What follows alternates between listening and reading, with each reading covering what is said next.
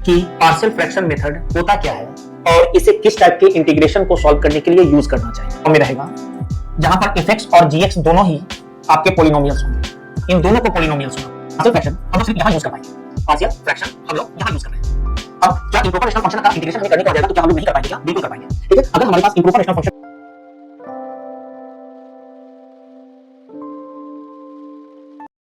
Hello बच्चों, कैसे हैं आप लोग? आशा करते हैं कि आप लोग अच्छे होंगे और अपनी पढ़ाई बहुत अच्छे से कर रहे होंगे। आपका स्वागत है हमारी इस प्यारे से चैनल अपनी पाठशाला में। और आज के इस वीडियो में हम लोग इंटीग्रेशन चैप्टर को कंटिन्यू रखते हुए इस चैप्टर का एक बहुत ही important topic integration by partial fraction method को कवर करने वाले हैं।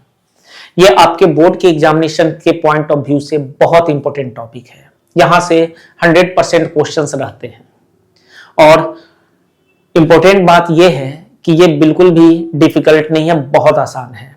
इसके क्वेश्चन आसानी से बन जाते हैं।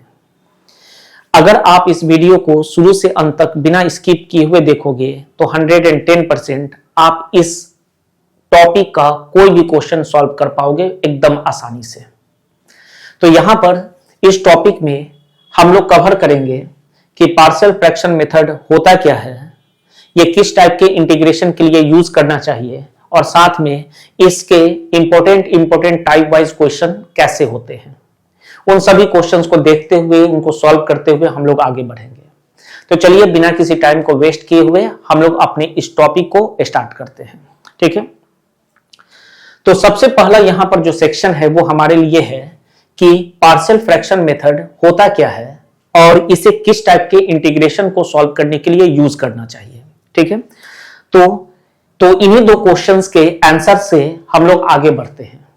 ठीक है, तो हमारे पास क्वेश्चन क्या आ गया कि पार्शियल फ्रैक्शन मेथड होता क्या है और ये किस टाइप के इंटीग्रेशन को सॉल्व करने के लिए हम लोग यूज करते हैं। तो जनरली पार्शियल फ्रैक्शन मेथड जो है वो इंटीग्रेशन जिसके अंदर जो आपका इंटीग्रांड रहेगा वो रेशनल फंक्शन अगर है तो हम लोग पार्शियल फ्रैक्शन मेथड का यूज करेंगे। मतलब रेशनल फंक्शंस के इंटीग्रेशन को करने के लिए हम लोग पार्शियल फ्रैक्शन मेथड का यूज करने वाले हैं।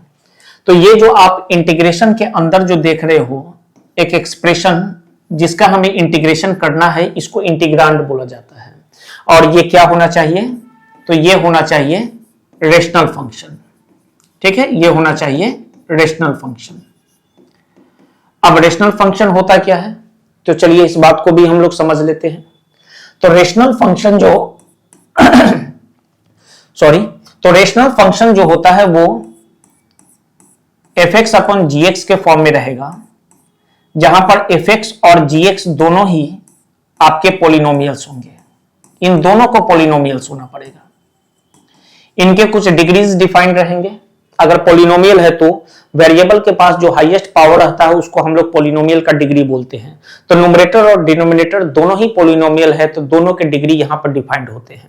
ठीक है, रेशनल फंक्शन का इंटीग्रेशन करने के लिए जनरली हम लोग पार्शियल फ्रैक्शन मेथड का यूज करेंगे। लेकिन अगर हम लोग रेशनल फंक्शन के बारे में और जानना चाहें तो यह टॉपिक हमारे लिए बिल्कुल आसान हो जाएगा। अगर बात करें रेशनल फंक्शन का तो ये दो टाइप के हो जाते हैं। एक होता है हमारे पास प्रॉपर रेशनल फंक्शन और दूसरा इम्प्रॉपर रेशनल फंक्शन। अब पार्शियल फ्रैक्शन मेथड जो है वो सिर्फ प्रॉपर रेशनल फंक्शन का ही इंटीग्रेशन कर पाएगा। ठीक है, पार्शियल फ्रैक्शन हम लोग सिर्फ यहां यूज कर पाएंगे। पार्शियल फ्रैक्शन हम लोग यहां यूज कर रहे हैं। अब क्या इम्प्रॉपर रेशनल फंक्शन का इंटीग्रेशन हमें करने को आ जाएगा तो क्या हम लोग नहीं कर पाएंगे? क्या बिल्कुल कर पाएंगे। ठीक है, अगर हमारे पास इम्प्रॉपर रेशनल फंक्शन है तो यहां पर जरूरत पड़ेगी कि हम अपने इम्प्रॉपर रेशनल फंक्शन को प्रॉपर रेशनल फंक्शन में कन्वर्ट कर पाए।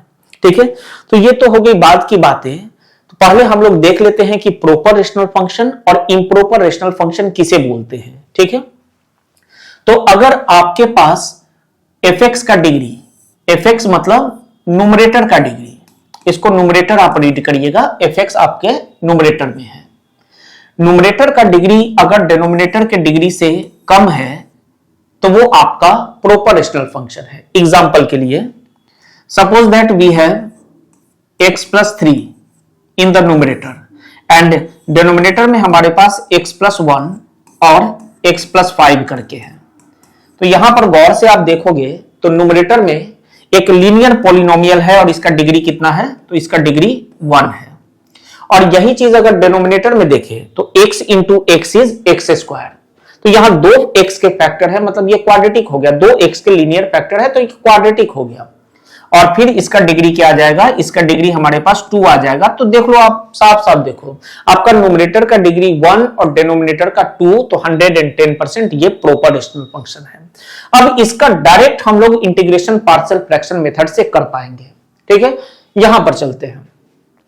अगर आपका न्यूमरेटर का डिग्री ज्यादा हो, या इसको हम लोग रीड कर रहे हैं न्यूमरेटर और जीएक्स को रीड कर रहे हैं डिनोमिनेटर, ये डिनोमिनेटर में है, तो अगर न्यूमरेटर का डिग्री डिनोमिनेटर के डिग्री से ज्यादा हो या बराबर भी हो, ठीक है, देखो ग्रेटर देन इक्वल टू लिखा हुआ है, तो ग्रेटर देन हो या इक्वल हो तो हम लोग उसे इम्प्रॉपर रेशनल फंक्शन बोलेंगे। एग्जांपल के लिए x square minus 5 divided by x plus 1 और एक्स प्लस 2, तो यहां गौर से देखोगे तो न्यूमरेटर के पास जो डिग्री है वो 2 करके है, और डिनोमिनेटर में जब आप देखोगे तो x into x is x square, तो इसका भी मैक्सिमम पावर 2 बन रहा है, तो इसके पास भी डिग्री 2 है। तो अब न्यूमरेटर और डिनोमिनेटर दोनों की डिग्री बराबर हो चुके हैं, तो ये हमारा क्या कहलाएगा, ये हमारा इम्प्रॉपर रेशनल फंक्शन कहलाएगा।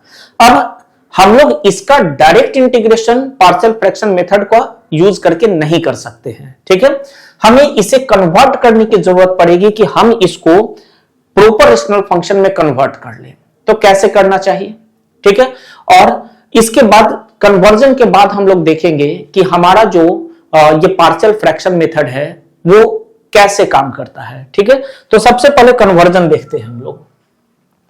तो यहां पर कुछ सेंटेंस लिखा हुआ है, to use partial fraction for integrating rational function the rational function must be proper rational function. अगर आपको पार्शियल फ्रैक्शन मेथड का यूज करना है तो आपका जो फंक्शन होना चाहिए, इंटीग्रांड होना चाहिए, वो प्रॉपर रेशनल फंक्शन होना चाहिए। If the rational function are improper, अगर रेशनल फंक्शन इम्प्रॉपर है, then there is a need to convert into proper rational function to use partial fraction method। अगर improper है तो उसे कन्वर्ट कर लो, बहुत बड़ी बात नहीं रहेगी। कन्वर्ट करने के बाद हम लोग वापस से पार्शियल फ्रैक्शन मेथड यूज कर पाएंगे। ठीक है, तो question is how to convert improper to proper rational function, कैसे कन्वर्ट करेंगे? तो answer is by using division algorithm. हम लोग डिवीजन एल्गोरिथम का यूज करके ये काम आसानी से कर सकते हैं। ठीक है, तो आपको देखना होगा यहां पर एग्जांपल। तो चलिए मूव करते हैं एग्जांपल की तरफ। सपोज करिए आपके पास न्यूमरेटर में x square plus 3x plus 5 करके एक क्वाड्रेटिक पॉलिनोमियल है, और डिनोमिनेटर में क्या है, let x plus 1 into x minus 1, ऐसे करके हमारे पास आ गया। तो सबसे पहला काम है, आपका काम होगा कि डिनोमिनेटर में अगर फैक्टर्स प्रेजेंट हैं तो उसे आप फैक्टराइज, मतलब उसे आप क्या करो, प्रोडक्ट करके एक स्टैंडर्ड फॉर्मेट में कन्वर्ट कर लीजिए। तो ये x plus 1 into x minus 1 is x square minus 1, तो ये हमारा फैक्टर्स डिनोमिनेटर से हमने हटा दिया। अब क्या करना है, अब डिवीजन करना है। कहीं पर भी जाकर सामने में भी कर सकते हो या आप रफ में भी कर सकते हो। ठीक है, न्यूमरेटर को डिनोमिनेटर से आप डिवाइड कर दीजिएगा। ठीक है, इस तरीके से। तो 1 टाइम्स में हम लोग लिख लेते हैं यहां पर x square minus 1, sign changes minus and plus. ठीक है, अब ये होगा हमारा कैंसिल। अब ये प्लस 1 प्लस 5 भी 6 हो जाएगा, तो ये आ गया 3x प्लस 6 आ गया, ये रिमाइंडर हो गया। अब लगा देंगे डिविडेंड रूल। तो डिविडेंड इक्वल टू, ये रहा हमारा dividend, x square plus 3x plus 5, this is equal to divisor into quotient. तो कोसेंट तो 1 है, तो 1 से मल्टीप्लाई करके इतना ही रह जाएगा, अब प्लस रिमाइंडर, इस तरीके से आपको कर देना है। अब जब आप गौर से यहां पर देखोगे कि आपका एक्सप्रेशन कैसा था, तो ये आपका ओरिजिनल एक्सप्रेशन था। हमारा यहां न्यूमरेटर क्रिएट हो चुका है, ये देखो ये न्यूमरेटर मैच कर चुका है। डिनोमिनेटर में क्या है, एक्स स्क्वायर माइनस 1, तो आपको एक्स स्क्वायर माइनस 1 से हर किसी को डिवाइड कर देना है, हर जगह पे दोनों साइड में एक्स स्क्वायर माइनस 1 से डिवाइड कर देना है। तो यहां पर आपका rational function as it is obtained हो चुका है, जो था वो मिल चुका है। और इस साइड जब देखेंगे तो ये दोनों कैंसिल हुआ, यहां आ गया 1 और यहां क्या आ गया 3x plus 6 divided by x square minus 1। ठीक है, अब आप इसे गौर से देखो तो इस एक्सप्रेशन को, न्यूमरेटर का डिग्री कितना है 1 है और डिनोमिनेटर का 2, तो ये क्या हो गया बाबू, तो ये हो गया हमारा प्रॉपर रेशनल फंक्शन। ठीक है, प्रॉपर रेशनल फंक्शन। ये क्या था, तो ये था इम्प्रॉपर रेशनल फंक्शन। तो हमने काफी आसानी से अपने इम्प्रॉपर को प्रॉपर में कन्वर्ट कर लिया। इस 1 का क्या करना है, तो 1 का तो इंटीग्रेशन हमारे पास डायरेक्ट है। ठीक है, तो इस तरीके से हमने इम्प्रॉपर को प्रॉपर में कन्वर्ट कर लेना है। कैसे, तो बाय यूजिंग डिवीजन एल्गोरिथम। ठीक है, अब हम लोग यहां पर आगे चलते हैं और देखते हैं कि हमारे पास जो ये पार्शियल फ्रैक्शन मेथड है वो एग्जैक्ट कहां पर यूज करना चाहिए। तो इतना तो देख चुके हैं कि ये प्रॉपर रेशनल फंक्शन में आराम से हम लोग यूज कर पाएंगे, लेकिन कैसे। तो जैसे हमारे पास एक रेशनल एक्सप्रेशन कुछ fx बाई gx के फॉर्म में रहेगा, तो यहां पर आपको न्यूमरेटर ना वाच करते हुए न्यूमरेटर को हम लोग fx ही लिखते हैं, डिनोमिनेटर को ऑब्जर्व करना है। अगर डिनोमिनेटर के पास 2 या 2 से ज्यादा फैक्टर्स रहेंगे, ठीक है, अभी हम लोग दोनों फैक्टर्स को लीनियर फैक्टर्स ही लेते हैं, लीनियर पॉलिनोमियल्स ही लेते हैं। ठीक है, ये रहा 2 फैक्टर्स, इनमें से कोई एक क्वाड्रेटिक भी हो सकता है। ठीक है, या दोनों क्वाड्रेटिक हो सकते हैं, या दोनों लीनियर हो सकते हैं, या 3 लीनियर फैक्टर्स हो सकते हैं। ठीक है, तो उसके लिए इश्यू नहीं है, बस आप डिफिनीशन समझो कि पार्शियल फ्रैक्शन कर क्या रहा है।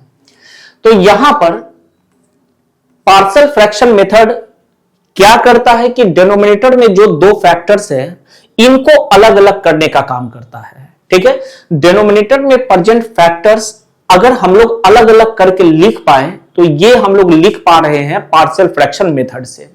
जैसे यहां पर पहला x प्लस ए फैक्टर को हमने अलग किया, बीच का साइन प्लस रहेगा, और दूसरा x प्लस बी जो दूसरा फैक्टर है वो दूसरे टर्म का डिनोमिनेटर बनाए। ठीक है, अब ये x प्लस ए एक लीनियर पॉलिनोमियल है, तो इसका जो न्यूमरेटर क्रिएट होगा वो -1 डिग्री करके होगा। जैसे इसका डिग्री कितना है, तो इसका डिग्री होता है 1, तो ऊपर वाले का डिग्री क्या लिखेंगे, तो वो डिग्री 0। डिग्री 0 किसका होता है, तो कांस्टेंट का। मतलब हमेशा लीनियर के ऊपर क्या रहेगा, तो कांस्टेंट रहेगा। मान लेते हैं a है, और ये भी लीनियर है, तो इसके ऊपर क्या रहेगा, कांस्टेंट रहेगा। मान लेते हैं b है। ठीक है, तो इस तरीके से हमने अपने डिनोमिनेटर के फैक्टर्स को अलग अलग कर लिया। 2 फैक्टर्स 2 टर्म और ऊपर में अननोन्स, और इन अननोन्स के वैल्यू को हमें फाइंड आउट करना रहेगा, जो कि आगे चलकर हम लोग देखेंगे कैसे फाइंड आउट करेंगे। तो डिनोमिनेटर में प्रेजेंट 2 या 2 से ज्यादा फैक्टर्स को अलग अलग लिखना ये पार्शियल फ्रैक्शन मेथड के अंदर आता है। ठीक है, जैसे बात करें कि एक और हम लोग यहां एग्जांपल लेते हैं, और यहां पर हम लोग 3 फैक्टर्स क्रिएट कर लेते हैं, x प्लस ए, एक्स प्लस बी, और तीसरा ले लेते हैं x square plus let see. ठीक है, तो ये हमारे पास टोटल कितने आ गए, तो 3 फैक्टर्स आ गए, जिसमें से 2 लीनियर है और 1 क्वाड्रेटिक है। ठीक है, तो यहां पर क्या करना है बाबू, देखो 3 फैक्टर्स 1 2 3, तो 3 टर्म्स बनेंगे। तीनों फैक्टर को अलग अलग लिखना है, तो लीनियर के ऊपर कांस्टेंट लिखिएगा इस तरीके से, और यहां लिखेंगे b by x plus B, दूसरा कांस्टेंट, दूसरा अननोन कांस्टेंट b एज्यूम कर लिए, और तीसरा फैक्टर जब आप गौर करोगे तो ये क्या है, एक्स स्क्वायर प्लस सी, डिग्री 2, तो 2 - 1, तो ऊपर में 1 डिग्री का एक हमारे पास एक्सप्रेशन आना चाहिए, पॉलिनोमियल आना चाहिए। तो 1 डिग्री का जो पॉलिनोमियल होता है उसे लीनियर पॉलिनोमियल बोलते हैं। तो फिर क्या है, हम लोग लिख लेंगे यहां पर px प्लस क्यू करके। ठीक है, तो इस तरीके से रूल्स होते हैं। रूल्स आगे हम लोग डिस्कस करने वाले हैं, फिलहाल आप सिर्फ समझ जाओ। रूल्स हम एक एक करके सारे डिस्कस कर देंगे कि कितने रेशनल फंक्शन होंगे और वहां पर कौन सा रूल यूज करना है। ठीक है, वो सब हमारे पास है।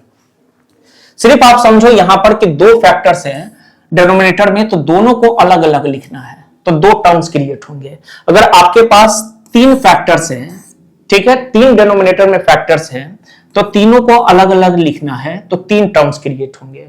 और यही डिनोमिनेटर के फैक्टर्स को अलग अलग लिखने का जो हमारे पास मेथड है, उसी मेथड को हम लोग पार्शियल फ्रैक्शन मेथड बोलते हैं। ठीक है, अब हम लोग आगे चलेंगे rules for creating partial fraction form for a given rational function. तो चलिए मूव करते हैं आगे की तरफ। यहां पर हम लोग देखेंगे अब कि हमारे पास कितने टाइप्स ऑफ रेशनल फंक्शंस हैं और उन different types of rational functions का हम लोग पार्शियल फ्रैक्शन कैसे करते हैं, मतलब forms of the partial fraction. ठीक है, तो एक्चुअली ये सेक्शन हमारा काफी इंपॉर्टेंट होने वाला है, क्योंकि यहीं से आपके क्वेश्चंस बनते हैं और आपके इंटीग्रेशन के पास जैसा रेशनल फंक्शन रहेगा उसी हिसाब से उसका पार्शियल फ्रैक्शन आपको करना पड़ेगा। ठीक है, तो ये एक तरीके से हमारे पास रूल्स आ जाएंगे और इन रूल्स को क्वेश्चन बनाते समय जरूर फॉलो करना है। तो चलिए हम लोग देखते हैं कैसे कितने टाइप्स के हमारे पास रेशनल फंक्शंस हैं और उनके कोरस्पॉन्डिंग जो forms of the partial fraction है वो कौन कौन से हैं। ठीक है, या कैसे हैं, तो वन करके हम लोग लिखते हैं। हमारे पास न्यूमरेटर में px प्लस क्यू मतलब एक लीनियर पॉलिनोमियल हमें दिख रहा है यहां, और डिनोमिनेटर में फिलहाल हम लोग x minus alpha into x minus beta करके दो फैक्टर्स लेते हैं। अब इन दोनों पर देखोगे तो पावर 1 है। पावर 1 का मतलब कोई भी फैक्टर रिपीट नहीं किया है। तो डिनोमिनेटर के पास जब हम लोग देखें तो डिनोमिनेटर के पास क्या है, तो डिनोमिनेटर हैज नॉन रिपीटेड।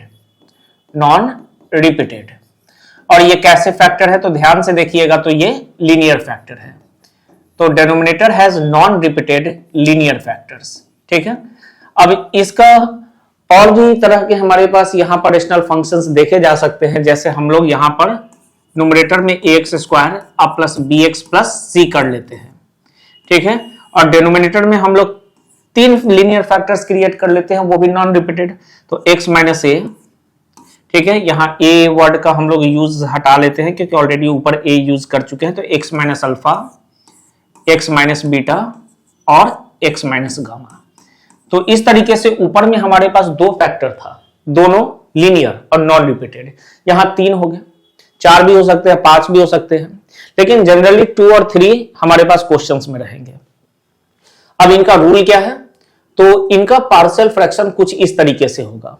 ठीक है, ऊपर में लीनियर रहे, लीनियर पॉलिनोमियल रहे या क्वाड्रेटिक, इससे कोई फर्क नहीं पड़ेगा। ठीक है, ये बहुत बड़ा हमारे लिए इशू नहीं रहेगा, ऊपर में जो है सो रहने दीजिए, आप सिर्फ डिनोमिनेटर देखकर काम करना। डिनोमिनेटर में नॉन रिपीटेड लीनियर फैक्टर्स हैं, तो जितने फैक्टर्स हैं उतने टर्म्स क्रिएट होंगे। तो हम लोग यहां लिखेंगे a by x minus alpha, ये पहला टर्म क्रिएट हो गया। ठीक है, इस फर्स्ट लीनियर फैक्टर के ऊपर में एक कांस्टेंट एज्यूम करना है a, और फिर दूसरे linear factor x minus beta के ऊपर भी एक कांस्टेंट रिलेट करना है, लेट b। ठीक है ना, ये दोनों लीनियर है, तो लीनियर के ऊपर हमेशा उससे 1 डिग्री कम मतलब एक कांस्टेंट एज्यूम कर लेना है। तो अब यहां पर हमारे पास देखेंगे तो हमारे पास तीन फैक्टर्स हैं, तीन नॉन रिपीटेड लीनियर फैक्टर्स है, तो टोटल टर्म्स 3 क्रिएट होंगे। ठीक है, तो यहां हम लोग लिखेंगे a अपॉन पहला factor that is x minus alpha plus b upon दूसरा factor that is x minus beta और c upon x minus gamma तीसरा फैक्टर। ठीक है, तो ये हमारे पास सबसे पहला रूल हो गया कि अगर आपके डिनोमिनेटर में लीनियर फैक्टर्स प्रेजेंट हैं, लीनियर फैक्टर्स वो भी नॉन रिपीटेड, तो आप ऊपर में कांस्टेंट क्रिएट करते जाइए हर एक फैक्टर के ऊपर में, और जितने फैक्टर्स होंगे उतने टर्म्स आप रख दो। ठीक है, अब ये ए बी सी जो होंगे वो आपके अननोन हो गए, तो इन अननोन्स के वैल्यूज को हम लोग कैसे पता करेंगे। ठीक है, तो यहां पर देख लीजिए, by equating coefficients of numerator on both sides we can find the value of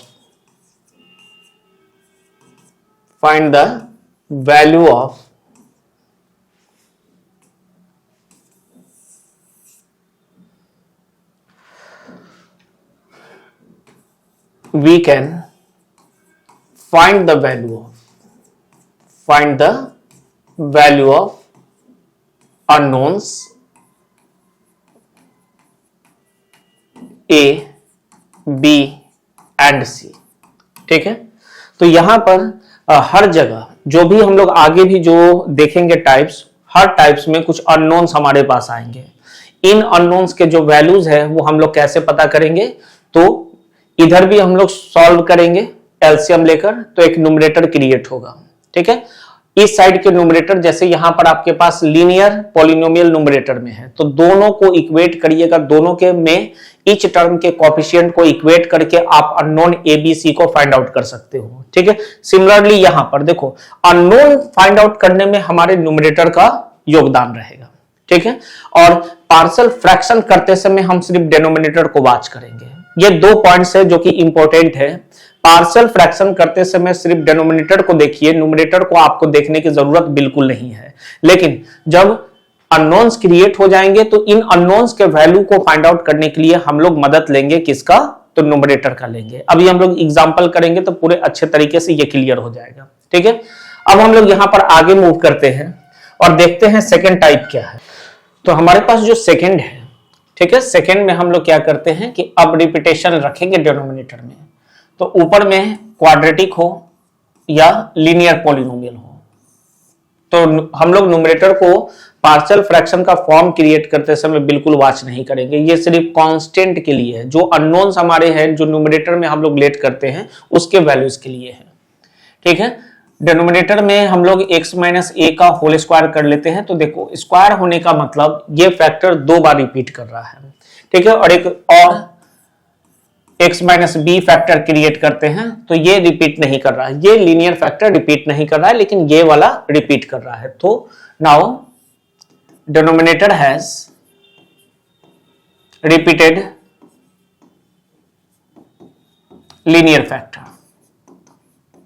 ठीक है, अभी भी हमारे फैक्टर्स क्या होंगे, तो लीनियर ही रहेंगे, लेकिन उनमें से एक डिनोमिनेटर का फैक्टर रिपीट कर रहा है। ठीक है, हो सकता है सिर्फ x माइनस ए का होल स्क्वायर ही रहे।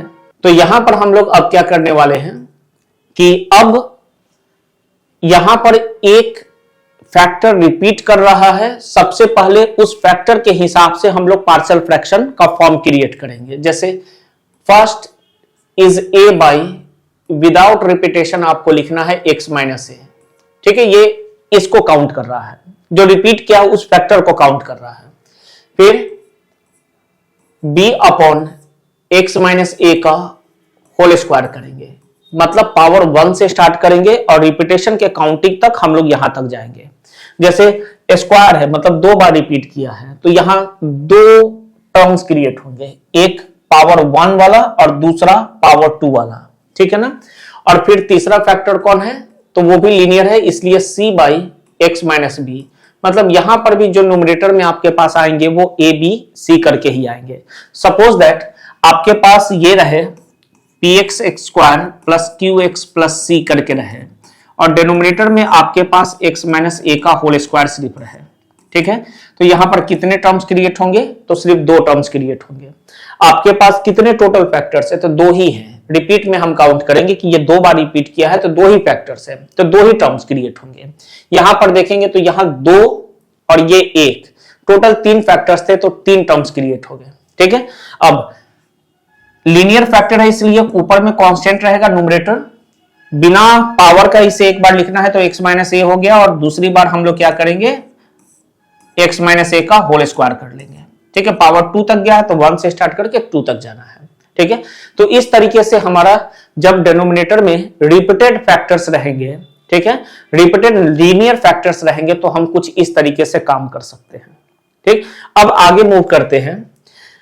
अगर हमारे डिनोमिनेटर में लीनियर फैक्टर ना होकर एक क्वाड्रेटिक फैक्टर रहेगा तो हम क्या करेंगे, तो चलिए मूव करते हैं। नेक्स्ट थर्ड नंबर कि एज्यूम करते हैं कि हमारे पास न्यूमरेटर में px प्लस क्यू करके एक लीनियर पॉलिनोमियल है और डिनोमिनेटर में दो फैक्टर्स हैं, एक लेते हैं x माइनस ए और दूसरा लेते हैं ax स्क्वायर अब प्लस bx प्लस सी। ठीक है, यहां पर आपको ध्यान में रखना है कि ये जो क्वाड्रेटिक फैक्टर है, ठीक है, denominator has now quadratic factor but the above quadratic factor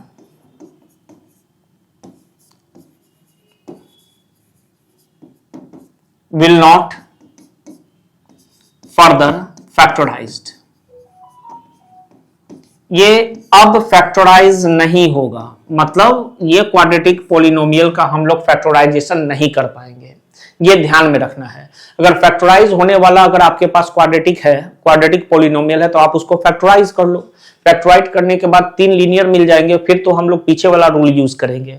ठीक है, हमने क्या बोला है कि हमारे पास जो क्वाड्रेटिक फैक्टर अभी फिलहाल है वो फर्दर फैक्टराइज नहीं होने वाला है। ठीक है, तो इस समय आपको क्या करना है, यहां पर सिर्फ 2 ही फैक्टर हो गए, क्वाड्रेटिक वाला फैक्टराइज नहीं हो रहा तो इसे सिंगल फैक्टर एज्यूम करेंगे। तो 2 फैक्टर तो 2 टर्म, कांस्टेंट क्रिएट करना है लीनियर के ऊपर, और जब क्वाड्रेटिक की बात करेंगे तो क्वाड्रेटिक से 1 डिग्री कम इसका न्यूमरेटर क्रिएट करना है। मतलब क्वाड्रेटिक क्या आ गया, ये क्वाड्रेटिक पॉलिनोमियल का डिग्री 2 आ गया, तो 1 डिग्री कम करेंगे तो वो एक लीनियर पॉलिनोमियल कहलाएगा।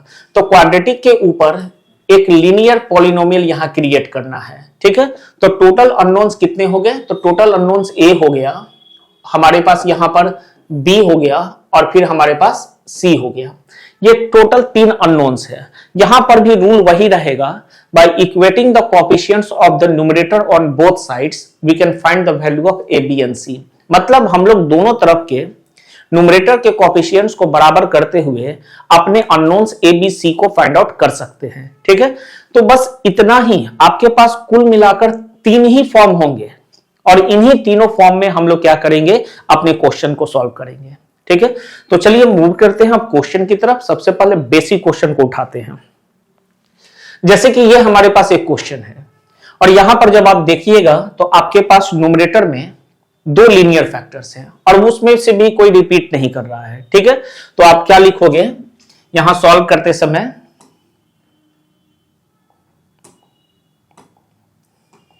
इसे लेट कर लीजिएगा, let 1 by x plus 1 into x plus 2 is equal to, इसका पार्शियल फ्रैक्शन करना, a by x plus 1 plus B by x plus 2। ठीक है, ये हम लोग इक्वेशन 1 कर लेते हैं, क्योंकि इंटीग्रेशन में इसके जगह अब ये ए बी का वैल्यू जब मिल जाएगा तो इसे ही सब्स्टिट्यूट करने वाले हैं। ठीक है, अब आगे यहां पर आपके पास न्यूमरेटर है, ठीक है, 1 करके न्यूमरेटर है, दोनों तरफ के न्यूमरेटर को हम लोग यहां पर क्रिएट करके बराबर करने वाले हैं। और यहां पर जब हम लोग देखेंगे तो न्यूमरेटर क्या आएगा, तो आप डायरेक्ट कर सकते हो या कहीं रफ में जाकर कर सकते हो, एलसीएम ले लेना, ये एलसीएम को डिवाइड करेगा, एलसीएम दोनों का प्रोडक्ट आएगा, x प्लस 1 डिवाइड करेगा तो x प्लस 2 बचेगा, वो a से मल्टीप्लाई कर लेगा। तो यहां पर आपके पास आएगा a इंटू एक्स प्लस 2 अब plus b into x plus 1, इस तरीके से आपके पास आ जाएगा। अब थोड़ा सा ट्रिकी हो जाना है, यहां पर हम लोग यहां पर दोनों को एकदम से सॉल्व नहीं कर रहे हैं, वो किसी किसी क्वेश्चन में सॉल्व करेंगे।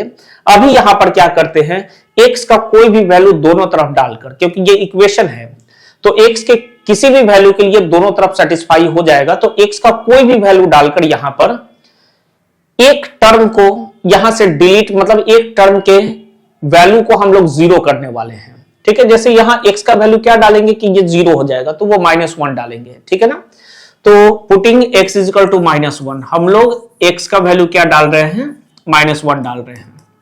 ठीक है, वी गेट, तो जब आप x का वैल्यू डाल दोगे -1, तो LHS में तो x है नहीं, तो LHS हमारा क्या रह जाएगा, 1 रहेगा। ठीक है, RHS में क्या करते हैं, यहां 1 डालते हैं, इस x के जगह 1, तो हमारे पास क्या आ जाएगा 3a। ये term -1, sorry we have to substitute the value -1 डालना है, तो यहां पर आ जाएगा हमारे पास जस्ट a, और ये -1 यहां जब डालेंगे तो -1 + 1 = 0, तो ये 0 हो गया। तो हमारे पास a का वैल्यू यहां क्या मिल जाएगा, a = 1 मिल गया। ठीक है, अब फिर से वापस यही सोचना है कि अब x का वैल्यू क्या डाला जाए ताकि ये 0 हो जाए। तो x का वैल्यू जब -2 डाल देंगे तो ये पार्ट हमारा 0 हो जाएगा और यहां से हमें b का वैल्यू मिलेगा। ठीक है, now putting x = -2 we get, हम लोग x के जगह -2 डालते हैं तो LHS हमारा एज इट इज 1 हो जाएगा। यहां -2 डालेंगे तो ये फर्स्ट टर्म 0 और second term -2 + 1 that is -b आ जाएगा। तो यहां से b का वैल्यू जो आपके पास मिलेगा वो मिलेगा -1। ठीक है, तो इस तरीके से अब a के जगह पर हम लोग रखेंगे 1 और b के जगह रखेंगे -1। ठीक है, तो हमारा इंटीग्रेशन क्या मिल गया यहां पर, i = इंटीग्रेशन। अब इस रेशनल फंक्शन के जगह ये पार्शियल फ्रैक्शन का जो फॉर्म है वो सब्स्टिट्यूट कर रहे हैं by putting values of a = 1 and b = -1। ठीक है, तो ये हमारे पास आ गया 1/x + 1। ठीक है, और प्लस आ गया -1/x + 2। ठीक है, और ये हमारे पास इंटीग्रेशन अब इसका करना है जो हमारे लिए बहुत आसान हो गया। अब हम लोग डायरेक्ट कर सकते हैं। अब यहां पर देखेंगे तो इन दोनों को अलग अलग कर लेते हैं। 1/x + 1 dx, ये माइनस आ जाएगा, इंटीग्रेशन 1/x + 2 dx। ठीक है, यहां पर ये डायरेक्ट आपके पास 1/x का इंटीग्रेशन लिए हुए क्योंकि लीनियर है। ठीक है, तो लीनियरली डेरिवेटेड में हम लोग डायरेक्ट अपने रिजल्ट को यूज कर सकते हैं। तो 1/x का log x to the base e, तो यहां हम लोग लिख सकते हैं log x + 1 modulus to the base e। ठीक है, और यहां क्या आ जाएगा, -log modulus x + 2 to the base e और प्लस इंटीग्रेशन कांस्टेंट। ठीक है, अब log का प्रॉपर्टी यूज कर लेते हैं, log a - log b and this is log a/b। तो x + 1/x + 2 और बाय डिफॉल्ट हमारे पास यहां इंटीग्रेशन में बेस e ही रहता है, आप लिख भी सकते हो, और प्लस इंटीग्रेशन कांस्टेंट c, ये आपका आंसर हो गया।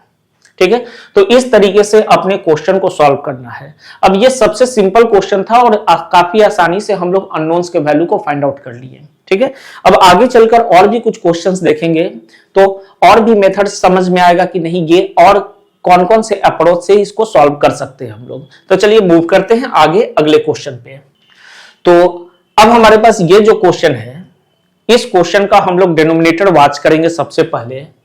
तो डिनोमिनेटर हमारे पास एक क्वाड्रेटिक पॉलिनोमियल मिला है। अब इस डिनोमिनेटर का सबसे पहले कोशिश करना है फैक्टराइजेशन करने का, अगर हो गया तो ठीक है, अदरवाइज बहुत सारे मेथड्स हमारे पास हैं। ठीक है, तो डिनोमिनेटर में हमारे पास है x² - 5x + 6। अब इसका मिडिल टर्म स्प्लिट करके साफ साफ दिख रहा है कि ये फैक्टराइज होगा। तो x² - 3x - 2x + 6 करके हम लोग लिखेंगे और यहां हम डायरेक्ट लिख सकते हैं x - 3 × x - 2। ये हमारा फैक्टराइजेशन हो गया। ठीक है, तो हमारे पास जो इंटीग्रेशन का इंटीग्रांड है that is x² + 1 whole divided by x² - 5x + 6 now written as x² + 1 divided by x - 3 × x - 2, ऐसे करके ये लिखाएगा। ठीक है, अब नाउ लेट, अब हम इसे लेट कर लेते हैं। x² + 1 divided by x - 3 x - 2 is equal to a/x - 3 अब प्लस b/x - 2। ठीक है, अब अगला काम क्या है, दोनों के न्यूमरेटर को हमें इक्वेट करना है। तो यहां न्यूमरेटर है x² + 1 और यहां आएगा a × x - 2 अब प्लस b × x - 3। आप कहीं रफ में जाकर एलसीएम लेकर काम कर सकते हो, लेकिन जनरली जब दो फैक्टर्स है तो क्रॉस मल्टीप्लाई करके हमारा न्यूमरेटर आसानी से बन जाता है। अब हम लोग x का वैल्यू क्या पुट करें ताकि एक अननोन यहां 0 हो जाए, मतलब एक अननोन का फैक्टर 0 हो जाए, तो 3 डालते हैं। यहां देखिए 3 - 3 देन b 0 हो जाएगा। ठीक है, तो putting x equal to 3, we get, हम लोग x का वैल्यू 3 डालने के बाद देखते हैं क्या मिलेगा। तो यहां पर भी x है, तो यहां भी आपको सब्स्टिट्यूट करना पड़ेगा। तो 3 स्क्वायर इज 9 प्लस 1 इज 10, तो 10 आ गया LHS। यहां 3 minus 2 is 1, a into 1 is a। तो हमारे पास a का वैल्यू क्या मिल गया, a का वैल्यू 10 मिल गया, और ये टर्म तो 0 हो रहा है तो इसको हम लिखे ही नहीं है। ठीक है, नाउ एक और वैल्यू यहां डालते हैं, एक सब 2 डाल देते हैं ताकि a खत्म हो जाए और हमारा b का वैल्यू मिल जाए। ठीक है, अगेन हम लोग x का वैल्यू यहां पर क्या डाल दें, तो 2 डाल देते हैं। ठीक है, वी गेट 2 डालेंगे, 2 square is 4 plus 1 is 5, a का कोफिशिएंट 0 हो गया, 2 माइनस 2 इज 0, तो ये पूरा खत्म हो गया, और यहां पर 2 माइनस 3 इज माइनस 1, तो ये आ जाएगा माइनस b। तो हमारे पास b का वैल्यू कितना आ गया, इट इज -5। ठीक है, b का वैल्यू हमारे पास आ गया, इट इज -5। ठीक है, b इज -5। ठीक है, ये हमारा a 10 मिल गया और b -5 मिल गया। ठीक है, अब अगला काम क्या करना है, integration i is equal to, हम लोग इंटीग्रेशन को उठाते हैं,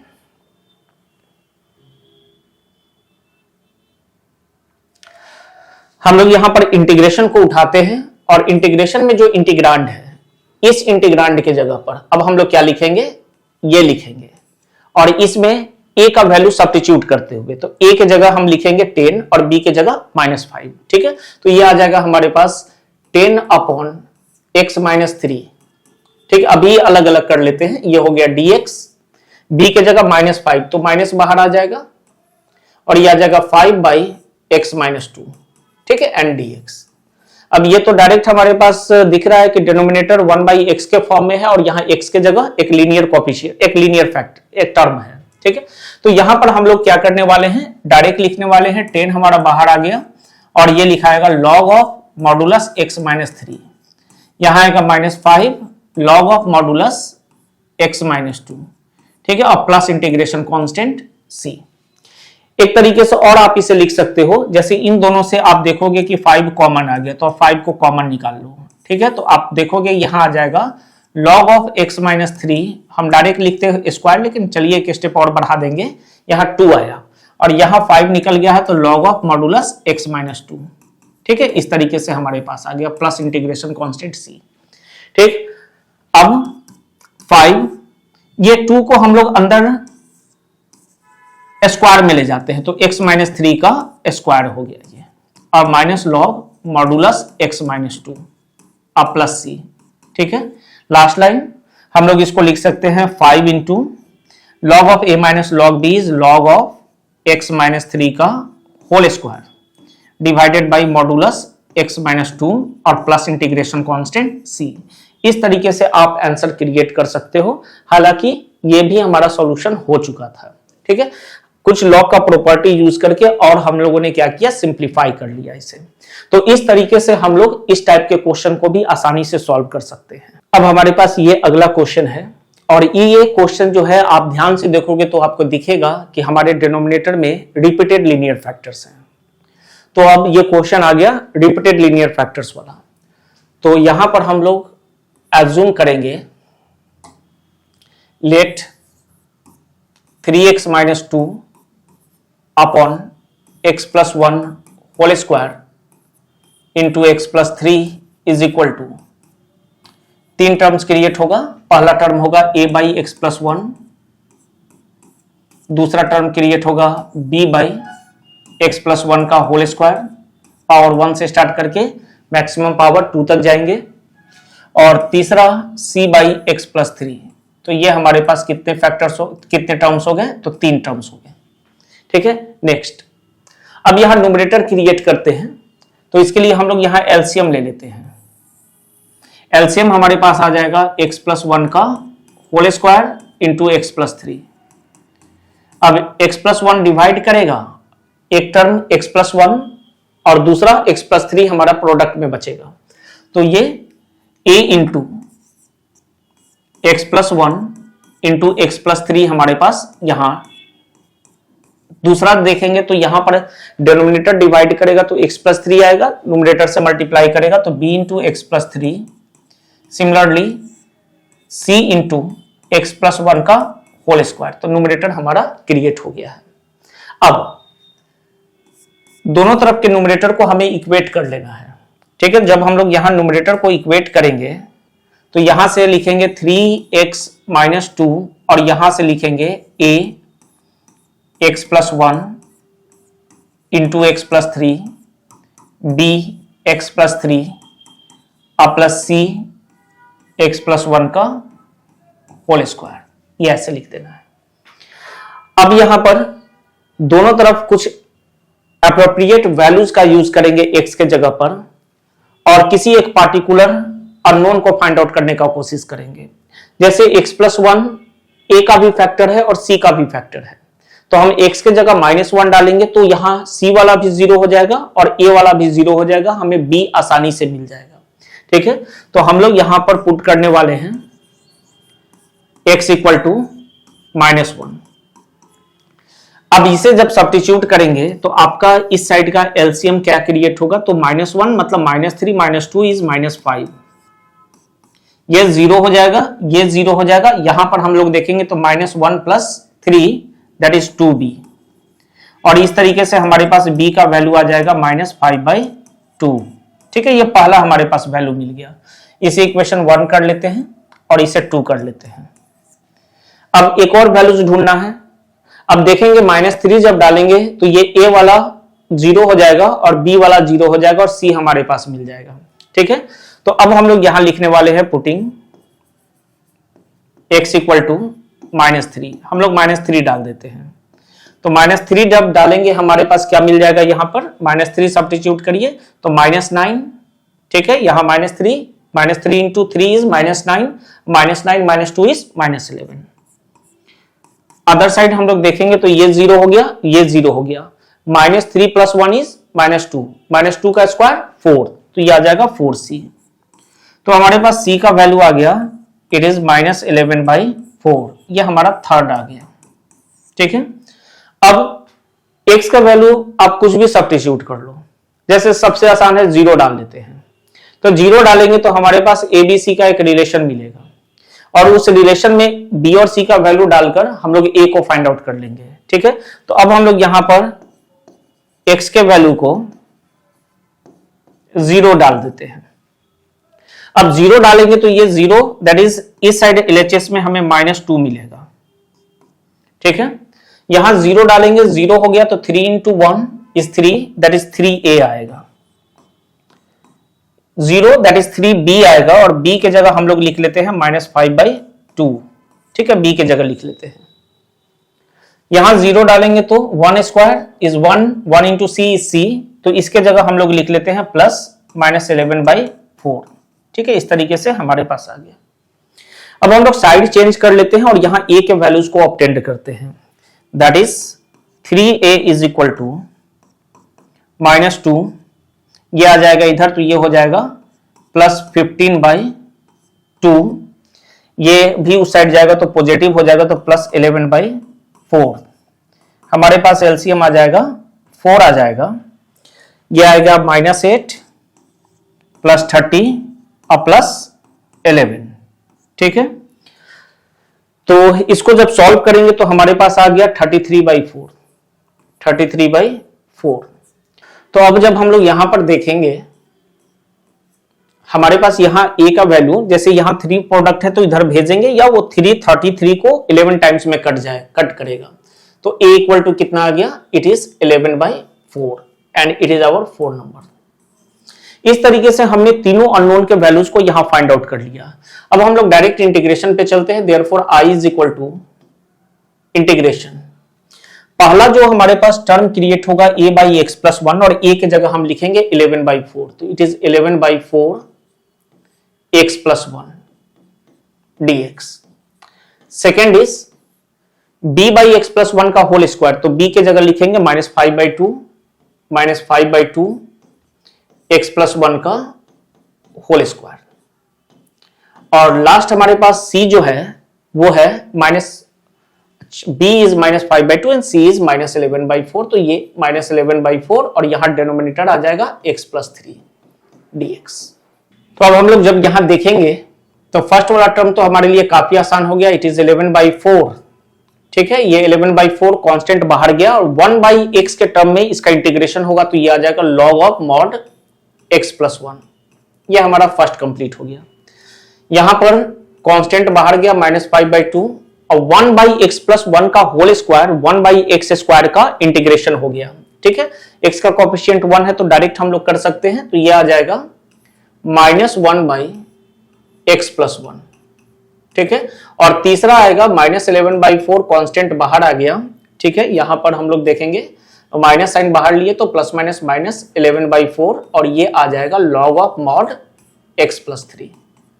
ठीक है, तो इस तरीके से हमारे पास यहां पर क्रिएट हो गए तीनों के इंटीग्रेशन। अब और plus integration constant plus c भी हम लोग लिख लेते हैं यहां पे। अब अगला स्टेपिंग यहां पर ये रहेगा कि आप जब देखोगे यहां पे तो ये दोनों के पास 11/4 कॉमन फैक्टर है, तो हम लोग वहां से 11/4 को कॉमन निकाल लेते हैं। इट इज 11/4 और दोनों कैसे है तो log a minus log b करके है, तो हम यहां कंबाइंड करेंगे log of a by b करके, ऐसे इसको कंबाइंड कर लिया। ठीक है, ये तीसरा वाला जो टर्म रहेगा ये माइनस माइनस प्लस हो जाएगा तो it is +5/2 into x plus 1 और प्लस इंटीग्रेशन कांस्टेंट c। ये हमारा यहां आंसर हो गया। इस तरीके से हम लोग मूव कर सकते हैं अपने क्वेश्चन को सॉल्व करने के लिए। देखो बहुत ज्यादा डिफिकल्ट नहीं है, बहुत आसान है। काफी आसानी से हम लोग यहां पर अननोन्स को फाइंड आउट कर रहे हैं और साथ में इंटीग्रेशन उसके बाद बहुत इजी हो जाएगा। मतलब डायरेक्ट रिजल्ट का यूज करके हम लोग इंटीग्रेशन कर पा रहे हैं। ठीक है, चलिए मूव करते हैं अगले क्वेश्चन की तरफ।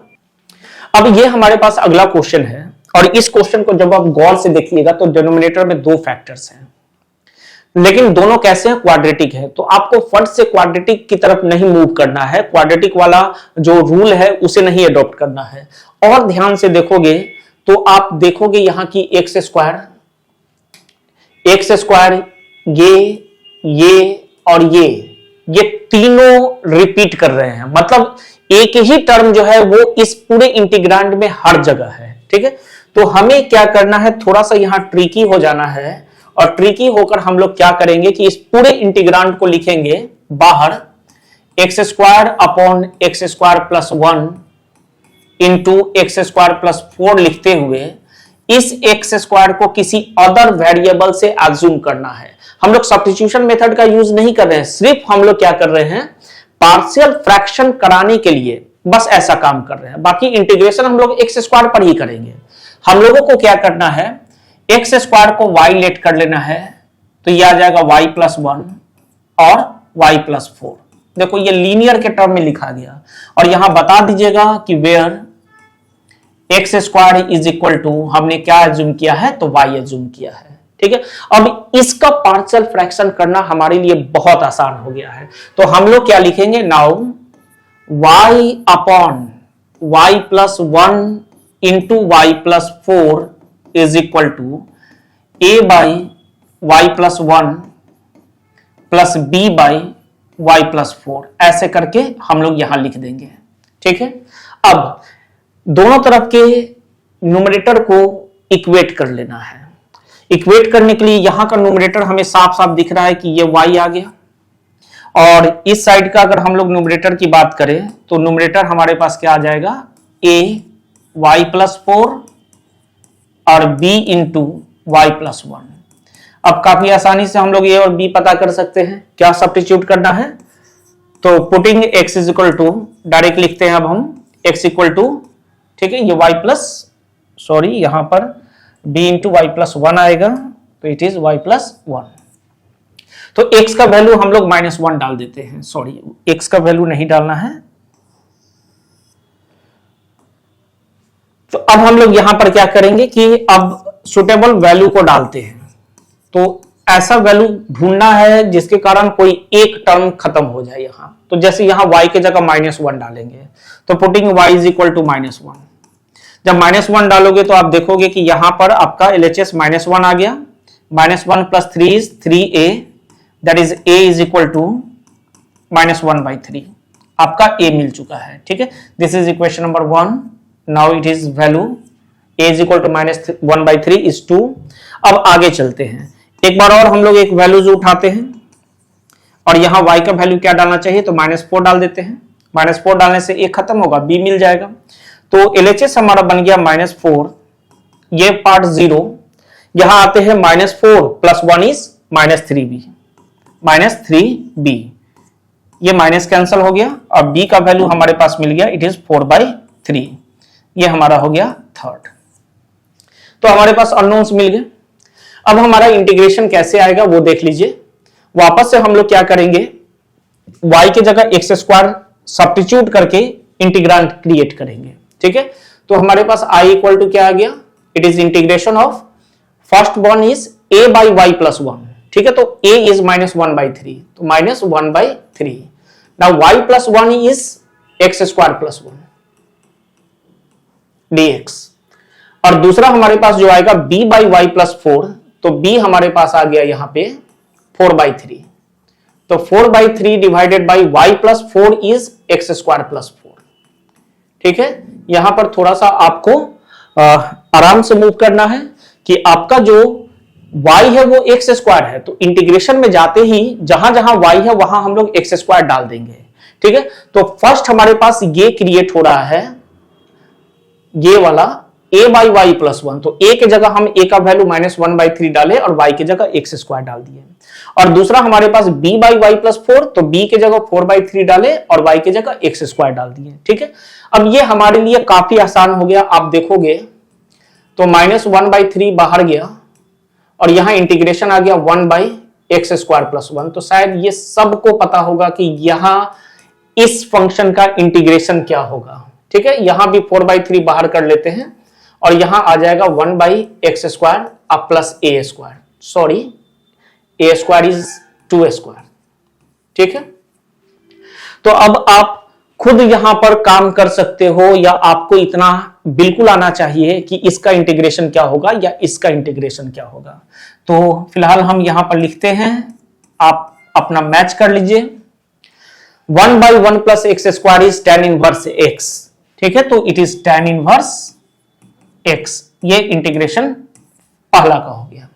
वहां पर जाते हैं तो 4/3 तो ऑलरेडी है, लेकिन यहां पर 1 नहीं है, इट इज 2a², तो अब इंटीग्रेशन होगा 1/x² + a² वाला, तो वो हो जाएगा 1/a, that is 1/2 tan inverse x/a, that is x/2, and plus integration constant c, ये 2 से 2 टाइम्स में कैंसल और हमारे पास आ गया यहां पे minus tan inverse x divided by 3, यहां पर आ जाएगा हमारे पास प्लस 2/3 tan इनवर्स x/2 और प्लस इंटीग्रेशन कांस्टेंट c, ये आपका आंसर हो गया, ठीक है। तो इस तरीके से हम लोग यहां पर मूव कर सकते हैं। ये हमारा अगला क्वेश्चन है। इस क्वेश्चन में आपके पास डिनोमिनेटर में 2 फैक्टर्स हैं, एक हमारे पास है लीनियर पॉलिनोमियल और दूसरा हमारे पास क्वाड्रेटिक पॉलिनोमियल है डिनोमिनेटर में, ठीक है ना। और ये क्वाड्रेटिक पॉलिनोमियल जो है वो फर्दर फैक्टराइज नहीं हो पाएगा, ठीक है। तो वापस से हम लोग वो रूल यूज करेंगे जहां पर हमने देखा था कि हमारा जो डिनोमिनेटर का क्वाड्रेटिक पॉलिनोमियल था, जो क्वाड्रेटिक फैक्टर था, वो फर्दर फैक्टराइज नहीं हो रहा था, ठीक है। तो हमें यहां क्या करना है, लेट कर लेना है, लेट करना है यहां पे integrand, that is x² + x + 1 upon x + 2 into x² + 1 is equal to, ठीक है। लीनियर वाले के लिए हम ऊपर में कांस्टेंट रख देंगे, दैट इज a/x + 2, ठीक। और दूसरा जो हमारे पास क्वाड्रेटिक फैक्टर है, तो क्वाड्रेटिक का जो न्यूमरेटर क्रिएट होगा वो एक लीनियर एक्सप्रेशन रहेगा, लीनियर पॉलिनोमियल, तो वो हो जाएगा हमारे पास इट इज bx + c, ठीक है, and the denominator is second factor, second quadratic factor x² + 1। अब हमें अगला स्टेपिंग क्या करना है, तो यहां पर हम लोग अगले स्टेपिंग में एलसीएम क्रिएट करेंगे। तो यहां पर हमारे पास जो एलसीएम है वो है x² + x + 1, ठीक है। और यहां पर जो हमारा एलसीएम आएगा वो आएगा a into x² + 1 plus bx + c into x + 2, ठीक है। तो ये हमारा एलसीएम भी क्रिएट हो गया। अब हम कुछ एप्रोप्रिएट वैल्यू यहां पर एज्यूम करेंगे जिसके कारण कोई एक अननोन का टर्म 0 हो जाना चाहिए। जैसे हम लोग यहां डाल सकते हैं x के जगह -2, ठीक है। तो ये दोनों साइड हम लोग करेंगे। तो यहां पर हमारा x का वैल्यू हम लोग -2 ले रहे हैं, तो ये आ जाएगा हमारे पास पुटिंग x इक्वल टू -2, ठीक है। तो यहां जब आप LHS देखोगे तो -2 का स्क्वायर इज 4, -2 एंड +1, तो 4 - 2 इज 2 एंड 2 + 1 इज 3, तो हमारे पास इस साइड 3 आ गया। अदर साइड ये पूरा टर्म जो है ये 0 हो जाएगा और यहां पर हम लोग लिखेंगे -2 का स्क्वायर दैट इज 4 + 1 इज 5, तो ये आ गया 5a। तो इस तरीके से a का वैल्यू जो हमारे पास आएगा वो आएगा 3/5, ठीक है। दिस इज आवर इक्वेशन 1 और इसको हम लोग सेकेंड एज्यूम कर लेते हैं। अब अगला काम हमें करना है कि हम लोग x का और कोई अप्रोप्रिएट वैल्यू लेकर दूसरा टर्म, दूसरा अननोन जो है उसे 0 कर लेंगे। जैसे x का वैल्यू अगर यहां पर 0 रख दिया जाए तो ये b चला जाएगा और b के जाने के बाद हमारे पास a का वैल्यू है तो हम c आसानी से यहां पर ऑब्टेन कर लेंगे, ठीक है। तो again putting x equal to 0, हमने x के वैल्यू को क्या डाल दिया, 0 डाल दिया। तो यहां LHS आपका क्रिएट हो जाएगा 1, ठीक है। ये दोनों 0 और +1 इज 1, ठीक है। यहां पर हमारे पास a आ जाएगा और इस साइड में यहां 0 रखना है, यहां पर भी 0 रखना है। तो आप देखोगे b इंटू 0 इज 0 और यहां 0 + 2 is 2 that is +2c, clear. और इसके बाद हम लोग a के वैल्यू को 3/5 डाल देंगे तो हमारे पास आ जाएगा 2c is equal to 1 - a that is 1 - 3/5, ठीक है। ये हमारे पास क्या आ गया, ये हमारे पास 3/5, 1 - 3/5। सॉल्व करेंगे इसे तो ये आ जाएगा 2/5।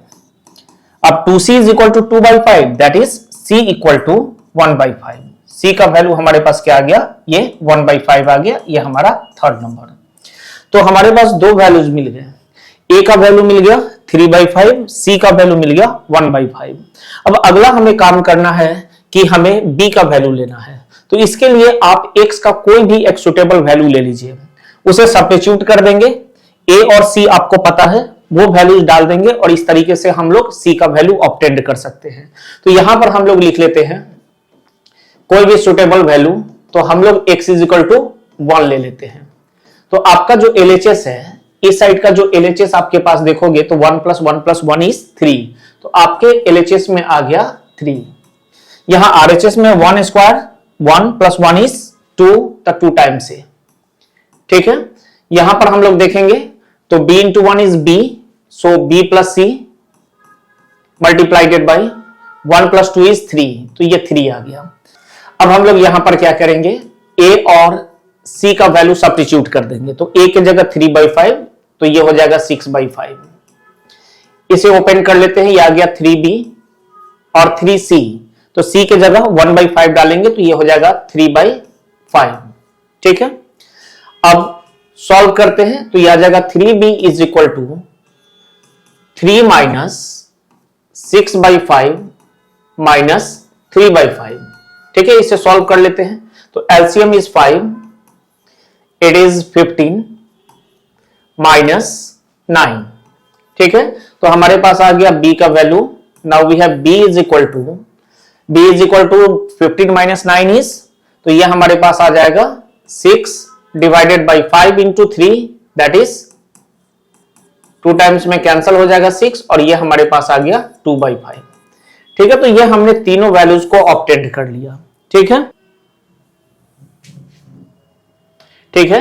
और यहां पर इंटीग्रेशन हमारे पास आ गया i is equal to integral of, अब इस एक्सप्रेशन के जगह हम लोग a/x+2, तो a का वैल्यू वहां डाल देते हैं। Now we have a is equal to 3/5, तो 3/5 डिवाइडेड बाई x+2, ठीक है।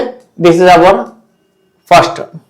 दूसरा bx + c है, तो प्लस करते हैं, b की जगह हम लोग वैल्यू डालेंगे 2/5, तो 2/5 x अब प्लस c की जगह हम लोग डाल देते हैं 1/5, तो ये हो गया 1/5 होल डिवाइडेड बाई x² + 1, ठीक है। तो ये हमारे पास आ गया। अब यहां पर भी हम लोग क्या करेंगे कि सेपरेट आउट करेंगे। हम लोग इसको लिख सकते हैं further i is equal to 3/5 बाहर कर लेते हैं और ये आ जाएगा 1/x + 2 dx। ठीक है, यहां दूसरा जो इंटीग्रेशन का टर्म बनेगा वो आपका बनेगा, हम लोग 2/5 को बाहर कर लेते हैं या यहां पर सिर्फ 1/5 को बाहर करिए। ठीक है, यहां आ जाएगा 2x/x² + 1। ठीक है, इस तरीके से आ जाएगा। और जो आपका थर्ड और लास्ट है वो आ जाएगा +1/5 इंटीग्रेशन 1/x² + 1। ठीक है, ये आपका लास्ट टर्म आ गया। ठीक, अब इसको ध्यान से देखेंगे तो ये हमारा डायरेक्ट रिजल्ट पे है, तो ये आ जाएगा 3/5 log ऑफ mod x + 2। ठीक है, ये हमारा पहला इंटीग्रेशन हो चुका है। अब इसे देखेंगे तो डिनोमिनेटर का डेरिवेटिव ऊपर प्रेजेंट है। ठीक है, आप इसका डिफरेंशिएशन करिएगा तो 2x आएगा, तो ये भी हमारे पास डायरेक्ट आ जाएगा log ऑफ मॉडुलस x² + 1। ठीक है, तो इस सेकेंड पार्ट के सपोर्ट में हम लोग यहां पर बात कर लेते हैं, जैसे आपके पास कोई भी इंटीग्रेशन इस फॉर्म में है f' whole divided by fx and dx, ऐसा है तो आप डायरेक्ट आंसर लिखना log of modulus fx + c। ठीक है, अगर न्यूमरेटर डेरिवेटिव है डिनोमिनेटर का, होल डिनोमिनेटर का डेरिवेटिव न्यूमरेटर है, तो आप डायरेक्ट इस रिजल्ट का यूज कर सकते हो। तो यहां पर भी हम लोग देखेंगे तो x² + 1 जो है इसका डिफरेंशिएशन न्यूमरेटर में 2x प्रेजेंट है, तो हम लोग डायरेक्ट क्या लिखेंगे log of the x² + 1 that is log of the denominator. अब वो लास्ट टर्म हमारे पास जो है उसको हम लोग लिख सकते हैं 1/1 + x² है, तो that is tan inverse x और प्लस इंटीग्रेशन कांस्टेंट c। तो इस तरीके से ये हमारा आंसर यहां पर ऑब्टेन्ड हुआ। ठीक है, तो ये इंपॉर्टेंट क्वेश्चंस हैं, एग्जामिनेशंस में आपके आ सकते हैं। तो चलो मूव करते हैं नेक्स्ट क्वेश्चन की तरफ।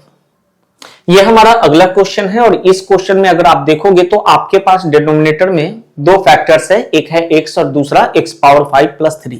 ठीक है, और ये जो है x⁵ ये डेविएटेड हो गया। अभी तक एक क्वाड्रेटिक था, लेकिन अब हमारे पास x का मैक्सिमम पावर क्या है 5 है। ठीक है, तो जब भी हमारा जो क्वेश्चन है उसका इंटीग्रांड डेविएशन दिखाएगा तो वहां पर जो डेविएशन का कारण होगा उससे सब्स्टिट्यूट कर लीजिएगा। मतलब आप यहां लिखोगे let x⁵ is equal to t। ठीक है, इसे t से सब्स्टिट्यूट कर लीजिएगा। अब यहां पर इसका डिफरेंशिएशन करते हैं सब्स्टिट्यूशन के बाद, तो ये आ जाएगा 5x⁴ is equal to dt/dx। ठीक है, ये हमारे पास आ जाएगा। नेक्स्ट इज dx इधर प्रोडक्ट में आएगा, तो हमारे पास आ जाएगा 5x⁴ dx equal to dt। हमें dx को सब्स्टिट्यूट करना है, तो हम dx के जगह क्या लिख लेंगे, लिखेंगे dt/5x⁴ ऐसे करके लिख लेना है। चलिए अब सब्स्टिट्यूट करते हैं। हम लोग dx के जगह, इस dx के जगह ये सब्स्टिट्यूट करेंगे और x⁵ के जगह t सब्स्टिट्यूट करने वाले हैं। तो हमारा जो इंटीग्रेशन है वो कुछ इस तरीके से चेंज कर जाएगा। इंटीग्रेशन 1/x को x ही रहने दीजिएगा, x⁵ को आप लिख सकते हो t + 3। ठीक है, और dx के जगह क्या लिखोगे dt/5x⁴। ठीक है, अब जब यहां गौर से देखिएगा कि x⁴ इंटू x ये क्या हो जाएगा x⁵, और उसके जगह हम क्या लिख सकते हैं t लिख सकते हैं। तो ये हमारा फाइनल सब्स्टिट्यूशन हो गया 1/5t and into t + 3 dt। ठीक है, अब तो ये प्योर हम लोग देख रहे हैं कि हमारे पास दो लीनियर फैक्टर्स है, एक है t और दूसरा t + 3। तो यहां पर हमें क्या करना चाहिए, पार्शियल फ्रैक्शन। ठीक है, तो हमारा इंटीग्रेशन में 1/5 बाहर निकाल लेंगे और हम लोग यहां पर लिख लेते हैं now let 1/t into t + 3 is equal to a/t plus b/t + 3। इस तरीके से आपको पार्शियल फ्रैक्शन का यूज कर लेना है। ठीक है, अब न्यूमरेटर इक्वेट करते हैं, तो यहां आ जाएगा न्यूमरेटर में 1 और यहां हमारे पास आ जाएगा a t + 3 plus b into t। ठीक है, अब टी का सुटेबल वैल्यू लेते हैं तो सबसे पहले टी की जगह 0 डालते थे, ठीक है। तो putting T is equal to 0, हमने क्या किया, टी के जगह 0 डाल दिया, ठीक है। 0 डालने के बाद हमारा एलएचएस क्या रहेगा, 1 रहेगा। और आरएचएस में जब आप देखोगे तो ये तो 0 होने के कारण ये पूरा टर्म गया, तो 0 + 3 इज 3, दैट इज 3a। तो यहां से a का वैल्यू क्या मिल गया, a का वैल्यू 1/3 मिल गया, ठीक है। अब एक और वैल्यू डालना है तो हम लोग t की जगह -3 डाल देते हैं, ठीक है। Putting t is equal to -3। जब t इज इक्वल टू -3 डालेंगे तो एलएचएस तो एज इट इज 1 ही रहेगा हमारे पास, ये पूरा 0 हो जाएगा और यहां हमारे पास आ जाएगा t के जगह -3, दैट इज -3b। और इस तरीके से हमारे पास b आ जाएगा, इट इज -1/3, ठीक है। तो a का भी वैल्यू मिल गया और b का भी वैल्यू मिल गया। अब हमें आगे क्या करना है बाबू, तो यहां पर a और b के वैल्यू को यहां सब्स्टिट्यूट कर लेना है। हमारा जो इंटीग्रांड है ये इसके जगह हम क्या लिखेंगे, a के जगह लिखेंगे 1/3/t और b के जगह लिखेंगे -1/3/t + 3, ठीक है। Therefore integration becomes i is equal to, ठीक है, 1/5 हमें बाहर निकालना है, 1/5 हम लोग यहां पर लेकर नहीं आए हैं, ठीक है। तो ये हो गया आपका 1/5 इंटीग्रेशन, ठीक है, 1/5 इंटीग्रेशन, काफी आसान है। अब आपको क्या लिखना है, a की जगह 1/3 तो आप लिख दीजिए इट इज 1/3/t। ये हो गया पहला आपका इंटीग्रेशन। ओवरऑल 1/5 को ब्रैकेट के अंदर लेते हैं। फिर हम लोग b की जगह क्या लिखेंगे, -1/3, तो हम लोग माइनस साइन निकाल के 1/3 लिख लेते हैं और यहां पर लिखेंगे t + 3 and it is dt, ठीक है। एक और चीज यहां पर भी आपका क्या होगा, dx नहीं रहेगा, वो dt ही रहेगा, ठीक है। अब ब्रैकेट क्लोज। इंटीग्रेशन करना काफी आसान। हम लोग यहां पर 1/5 ओवरऑल बाहर रखते हैं, यहां से कांस्टेंट बाहर गया 1/t का log मॉडुलस t, ठीक है, माइनस साइन 1/3 बाहर गया log ऑफ मॉडुलस t + 3, अब प्लस इंटीग्रेशन कांस्टेंट c। 1/3 को बाहर कर लीजिए तो ये आ जाएगा 1/15 log of t/t + 3। log a - log b का यूज कर रहे हैं और t की जगह हम लोग क्या सब्स्टिट्यूट करेंगे, x का पावर 5, तो ये आ जाएगा बाबू x का पावर 5 डिवाइडेड बाई x का पावर 5 + 3, ठीक है, और प्लस इंटीग्रेशन कांस्टेंट c। ये आपका आंसर हो गया, ठीक है। देखो कितना आसान है, डिफिकल्टी लेवल एकदम 0 पर है। ये थोड़ा सा डेविएटेड क्वेश्चन है और ये एग्जामिनेशंस में ऑलरेडी पूछे जाने वाले क्वेश्चंस हैं, ठीक है। So this question is important. हल्का सा डेविएशन लेकिन बहुत आसान, तो इस टाइप के क्वेश्चंस आपको जरूर करने हैं, ठीक है। आपके एक्सरसाइज में भी होंगे और अगर आप प्रीवियस ईयर क्वेश्चंस को देखोगे एग्जामिनेशन के तो वहां पर भी इस टाइप के क्वेश्चंस आपको मिल जाएंगे।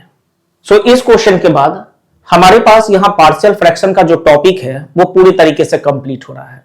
जितने टाइप के क्वेश्चंस थे सब आपके सामने हैं। हमने यहां थ्योरी पोर्शन को भी कंप्लीट किया, साथ में डिफरेंट टाइप के क्वेश्चंस को भी किया है। अब इससे ज्यादा क्वेश्चन यहां पर टाइप वाइज नहीं बनते हैं, आपके एग्जामिनेशंस में बिल्कुल 100% यहां से क्वेश्चंस रहेंगे, ठीक है। तो फिलहाल आपको अगर ये वीडियो पसंद आया हो तो आप चैनल को लाइक करिए, सब्सक्राइब करिए एंड शेयर करिए। And thank you all of you for watching this video. Good bye.